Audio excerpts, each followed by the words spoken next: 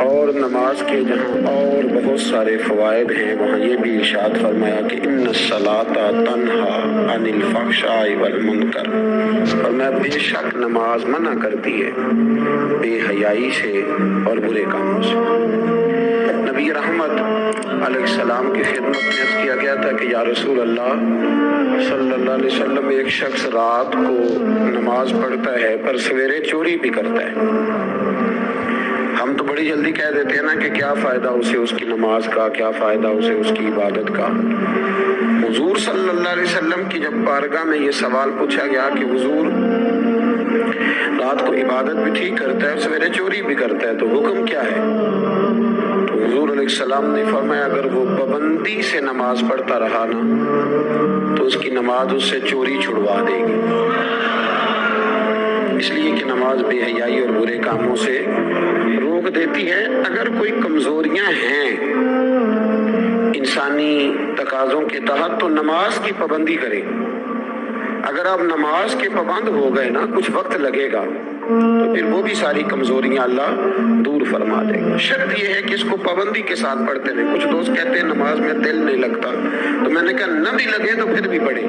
تو میرا سوال یہ ہے کہ ایک آدمی بالکل فارغ ہے، سوائے نماز کے، عبادت کے، سونے کھانے کے اسے کوئی کام نہیں، اور ایک شخص بیچارہ مزدور ہے، وہ ریڑھی لگاتا ہے، مثال دینے لگا ہوں، وہ ریڑھی لگاتا ہے، اس کے پاس دکان بھی نہیں ہے کہ وہ شٹر نیچے کرے یا تالا لگا کے چلا جائے، اب وہ نہ کسی کو کہہ کے آیا کہ یار ذرا 10 منٹ ٹھہرنا میں نماز پڑھ کے آیا، تو وہ چلا گیا۔ وہ بڑا بے چین ہے کہ میری پیچھے ریڑھی بھی ہے، وہ بندہ جلد باز نہ ہو جائے، وہ نکل نہ جائے، وہ میری تھوڑا سا میرا راس ہے، 2-4 ہزار کا مال ہے، غریب آدمی۔ نماز بھی اس نے پڑھی، توجہ اس کے پیچھے لگی رہی۔ ایک بالکل فارغ تھا، کوئی مجبوری نہیں تھی، اس نے بھی نماز پڑھی۔ آپ یہ بتائیے کہ زیادہ ہمت کس نے کی؟ اس کا تو دل ہی نہیں لگا نماز میں، ریڑھی کی فکر تھی، لیکن ہمت زیادہ اس نے کی، اس لیے کہ اس کی مجبوری ہے، اس کے لیے آزمائش پیچھے کھڑی ہے، تیار ہے۔ دوائی کھانے میں دل لگتا ہے؟ کیوں کھاتے ہو؟ دل ہی نہیں لگ رہا آپ کا۔ خدا نہ خواستہ خاکم بدن، اللہ ہم سب کو معاف فرمائے، اگر بچے کا آپریشن کرانا پڑ جائے تو دل کرتا ہے؟ کیوں کراتے ہو؟ اس کے لیے ضروری ہے۔ تو بھائی یہ فلسفہ ہی غلط ہے کہ میرا دل نہیں لگتا تھا تو میں نے چھوڑ دی۔ دل تو کئی دفعہ انسان کا دکان پہ بھی نہیں لگتا، بیچ دو گے؟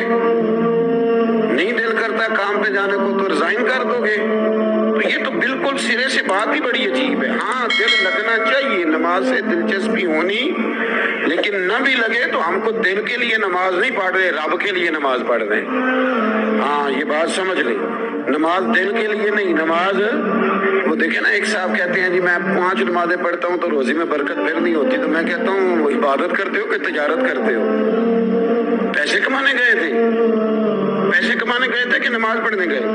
تو نماز آپ کو بے حیائی اور برے کام سے روک دے گی، پر شرط یہ ہے کہ نماز کی پابندی کرے اور ہر وقت پڑھے اور تھوڑی صحیح کر کے پڑھے۔ مطلب نماز پڑھی جاتی ہے، اہتمام نہیں ہوتا، یعنی لوگ بھاگ کے وضو کرتے ہیں، فٹافٹ آتے ہیں، بھئی آج ہو گیا ہے۔ بڑی جو بندہ گاڑی بھگا کے لاہور پہنچنا چاہے تو وہ 15 منٹ جلدی پہنچ سکتا ہے، 1 گھنٹہ پہلے پہنچ سکتا ممکن نہیں میرے عزیز، ہو نہیں سکتا۔ جلدی نماز پڑھنے سے آپ کیا کر لیں گے؟ صحیح کر کے پڑھیں، سونی کر کے پڑھیں، تسلی کے ساتھ پڑھیں، ٹھنڈے دل کے ساتھ پڑھیں۔ مطلب نماز پڑھیں تو پھر مزہ آئے۔ امام اعظم کا ایک پڑوسی ہے تو وہ کہتا ہے کہ امام صاحب نا گرمیوں کے دنوں میں نا چھت پہ چڑھتے تھے، کیونکہ میرے گھر میں عورتیں نہیں تھیں، مرد ہی تھے زیادہ، اور میرا ایک بچہ تھا چھوٹا۔ کہتے ہیں کہ وہ چھت پہ نماز پڑھا کرتے تھے تو اتنی دیر تک کھڑے رہتے کہ لگتا کوئی ستون کھڑا ہے، رات کو ستون محسوس ہوتا، اتنی دیر تک وہ تلاوت کرتے، اللہ کی بارگاہ میں کھڑے رہتے۔ تو فرماتے جب ان کا انتقال ہوا تو میرا بیٹا کہنے لگا کہ ابا جی پڑوسیوں کی چھت پہ جو کھمبا تھا، جو ستون تھا، وہ کہاں گیا؟ تو کہتا میں رو پڑا۔ میں نے کہا بیٹا وہ ستون اور کھمبا نہیں تھا، وہ تو ابو حنیفہ تھا جو اپنے رب کے حضور کھڑا رہا کرتا۔ تو دلچسپی پیدا کریں، اللہ تعالیٰ ہمیں رمضان کے بعد بھی پابندی صلاۃ کی توفیق عطا فرمائے۔ آیت نمبر 46 میں اہل کتاب سے بحث اور مباحثہ اور مجادلہ کے آداب اور اسلوب تبلیغ کے شائستہ اور پسندیدہ ہونے کا بیان کیا گیا۔ جب آپ تبلیغ کریں تو آپ کے جملے بڑے شستہ ہونے چاہیے، صاف ستھری بات آپ کریں۔ قرآن مجید نے کہا نا ادعو الی سبیل ربک بالحکمہ والموعظۃ الحسنہ، لوگوں کو اللہ کی طرف بلاؤ تو خوبصورت نصیحت کے ساتھ، حکمت کے ساتھ اور اچھے انداز میں۔ اب تو اللہ تعالیٰ معاف کرے، کبھی کبھی سوچ میں پڑ جاتے ہیں کہ یہ مطلب کیا ہو رہا ہے، یعنی اب مولوی کے نام کے نیچے لکھا ہے فنی مولوی، مولوی کے نام کے نیچے لکھا ہے اور اس کو دیکھنے والوں کی تعداد لاکھوں میں ہوتی ہے، کہتے ہیں مولوی فنی ہے۔ بھئی آپ تھوڑا سمجھیں، مسجد میں تو جو آدمی زیادہ ہنستا ہے اس کی قبر میں اندھیرا ہوتا ہے۔ آپ یہ کیا کر رہے ہیں؟ ہاں کوئی بات ایسی آ جاتی تھی تو اللہ کے نبی بھی مسجد میں مسکراتے تھے، حضور بھی مسکراتے تھے، صحابہ بھی مسکراتے تھے، اور صحابہ کہتے ہیں حضور جب مسکراتے تھے تو دانتوں سے نور نکلتا تھا، مسجد نبی کی دیواریں بھی چمک اٹھتی تھی۔ لیکن یہ مطلب مولوی کو اس لیے بلانا کہ وہ لطیفے سنائے گا، وہ طنز و مزاح کی بات کرے گا، تو آپ نے کیا فرق رکھا مسجد میں، اللہ کے گھر میں اور دیگر جگہوں پہ؟ آپ ذرا سمجھیے اس بات کہ وہی بات جو قرآن نے کہی کہ لوگوں نے دین کو کھیل تماشا بنا لیا ہے، معاذ اللہ، لوگوں نے کھیل تماشا سمجھ لیا ہے، تو کس طرف مطلب قوم لگ گئی ہے، اور بڑا بڑا عروج ہے اور بڑی بڑی باتیں، بیچ میں ہے کیا کہ لطیفے سنائے جا رہے ہیں اور داستان سرائی ہو رہی ہے اور کہانیاں ہو رہی ہیں، اور قوم ہے کہ وہ اس پر لگی ہوئی اچھی نصیحت، خوبصورت جملے۔ میرے رسول کریم علیہ السلام کے غلام کہتے ہیں حضور جنت کا ذکر کرتے تھے تو یوں لگتا تھا ہم جنت کی سیر کر رہے ہیں، حضور دوزخ کی بات کرتے تو ہمارے خوف سے رونگٹے کھڑے ہو جاتے، اور حضور قیامت کا ذکر کرتے تو یوں لگتا کہ نکل کے باہر جائیں گے تو قیامت آ جائے گی۔ یہ انداز تھا حضور کا بات کرنے کا، تو لہذا بڑی شستہ، بڑی صاف ستھری اور بڑی میٹھی اور بڑی ٹھنڈی بات کریں۔ دین کی بات جب آپ کریں تو پھر اس میں حسن چھلکے۔ عام آدمی اور دیندار آدمی کے لب و لہجے میں فرق ہونا چاہیے، اسے سمجھنا چاہیے۔ اللہ توفیق عطا فرمائے۔ رسول اللہ صلی اللہ علیہ وسلم کی صفات میں سے ایک صفت نبی امی ہونا بھی ہے۔ امی کا معنی اعلیٰ حضرت نے فرمایا بے پڑھا ہوا، جس نے دنیا میں کسی سے پڑھا نہ ہو، یعنی آپ نے رسمی طور پر لکھنا پڑھنا نہیں سیکھا۔ اس میں بھی اللہ تعالیٰ کی بے پناہ حکمت ہے کہ حضور نے دنیا میں آ کے پڑھنا لکھنا نہیں سیکھا۔ آیت نمبر 48 میں فرمایا کہ آپ نزول قرآن سے پہلے کوئی کتاب نہیں پڑھتے تھے۔ یہ بڑی انوکھی بات کا ذرا سمجھیے، یہ بھی میرے نبی کی شان ہے۔ حضور نے قرآن کے نازل ہونے سے پہلے رب فرماتا ہے کوئی کتاب پڑھی ہی نہیں، کوئی کتاب حضور نے پڑھی نہیں، لیکن حضور تورات کی باتیں بھی بتاتے تھے، انجیل اور زبور کی باتیں بھی بتاتے تھے، وہ نہیں پڑھا حضور نے، اور نہ ہی نبی پاک علیہ السلام دائیں ہاتھ سے لکھتے تھے، لیکن حضور کا لکھنا بہرحال ثابت ہے۔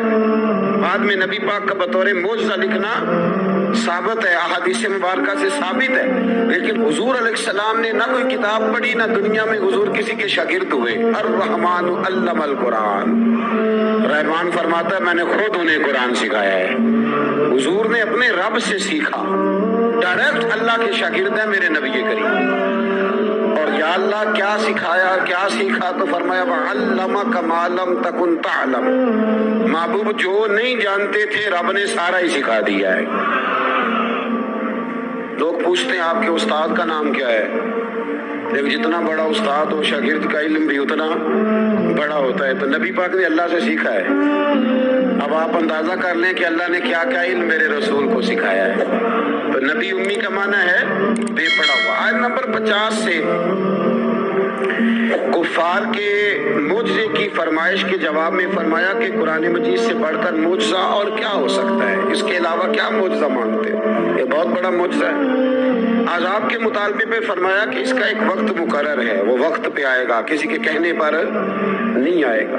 آیت نمبر 56 میں مومن بندوں کو فرمایا جا رہا ہے کہ جس سرزمین پر اللہ تبارک و تعالیٰ کی رضا کے مطابق زندگی گزارنا مشکل ہو تو اللہ تعالیٰ کی عبادت کی خاطر وہاں سے ایسی سرزمین کی طرف ہجرت کر جاؤ جہاں تم بے خوف و خطر اپنے رب کی بندگی کر سکو۔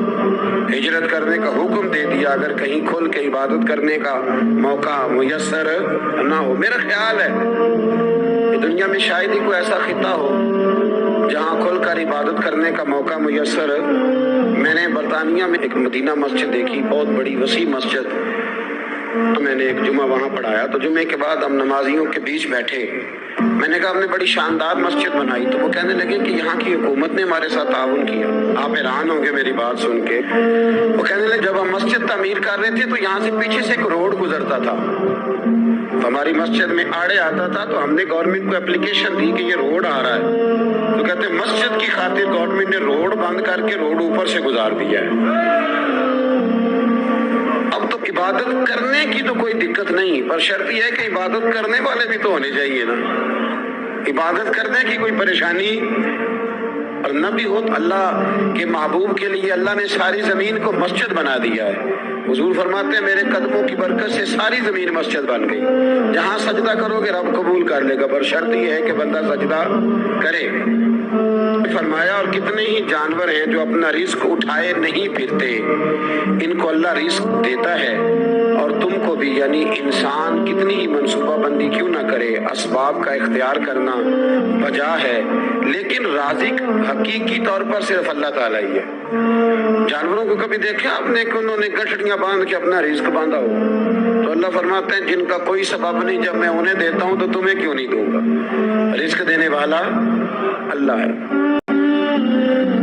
پھر آگے جا کے آیت نمبر 64 میں فرمایا کہ دنیاوی زندگی کے کھیل اور تماشا ہونے اور اخروی زندگی میں اصل زندگی ہی تمہارے لیے وہ ہے جو آخرت کی زندگی ہے۔ دنیاوی زندگی تو صرف کھیل اور تماشا ہے، کھیل ہے۔ مطلب جب کوئی دنیا سے چلا جاتا ہے تو پھر لوگ کیا کہتے ہیں؟ کوئی کیا کر سکتا ہے؟ کر سکتا ہے کچھ؟ یہ تو ایک کھیل اور تماشا سا ہے۔ مطلب میں نے بچے پالے تو پھر بعد میں میرے بچوں نے بچے پالنے شروع کر دیے، پھر ان کے بچوں نے بچے، اور بہت بڑا لفظ ہے جناب یہ ہمارے پاس، بچوں کے لیے کر رہا ہوں جی۔ اور ابا جی کی عمر 85 سال ہو جاتی ہے تو بچے کہتے ہیں ابا ایک دکان ہی دے دے، کہتے تو ہنو نہیں دینی، وہ جو تہاڈے لیے کمایا ساری عمر۔ تو میں کہتا ہوں یہ جو بچوں کا بہانہ ہے نا، یہ بہانہ ہے۔ بینک بیلنس اپنے نام کا، مکان اپنے نام، گاڑی، اور روز کہتا کیا ہے؟ اور بھائی میں یہ کہہ رہا ہوں کہ یہ بہانہ ہے، بچوں کے لیے ہے، بالکل ٹھیک ہے، لیکن بچوں کے کام تو آئے گا نا ہمارے جانے کے بعد۔ آج تو مالک اور وارث ہم ہی ہے نا، اس لیے تھوڑا نکلیں اس کھیل تماشے سے، اس آخرت کی بھی فکر کریں۔ امام زین العابدین گھر میں نماز پڑھ رہے تھے تو آگ لگ گئی، لوگ بجھاتے رہے، امام صاحب نماز پڑھتے رہے، نماز کے بعد لوگوں نے کہا حضور ہم آگ بجھا رہے تھے، آپ نے توجہ ہی نہیں کی۔ فرمایا تم دنیا کی بجھا رہے تھے، میں قیامت کی بجھا رہا تھا، میں دوزخ کی آگ بجھا رہا تھا، ادھر بھی تھوڑی توجہ کریں۔